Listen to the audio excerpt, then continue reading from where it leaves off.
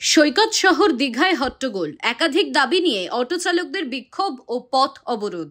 বিক্ষোভ গড়ালো হাতাহাতি পর্যায়ে, চাঞ্চল্য ছড়ালো সৈকত শহর জুড়ে। সৈকত শহর দীঘায় ইঞ্জিন ভ্যান অবৈধভাবে চালানোর অভিযোগে পথ অবরোধ করে বিক্ষোভ দেখালেন অটো চালকেরা। অটো ও ইঞ্জিন ভ্যান চালকদের মধ্যে হাতাহাতি হয়, একজন আহত হলে দীঘা হাসপাতালে ভর্তি করা হয়। এ বিষয়ে স্থানীয় অটো চালকদের দাবি, বন্ধ করার কারণ হচ্ছে যে আমরা মোটর ভ্যান দীর্ঘদিন চালিয়েছিলাম, পুলিশ থেকে, প্রশাসন থেকে এবং পার্টি থেকে সবাই আমাদেরকে বলে যে মোটর ভ্যান বন্ধ করো, তোমরা একটা সুরাস্তায় আসো।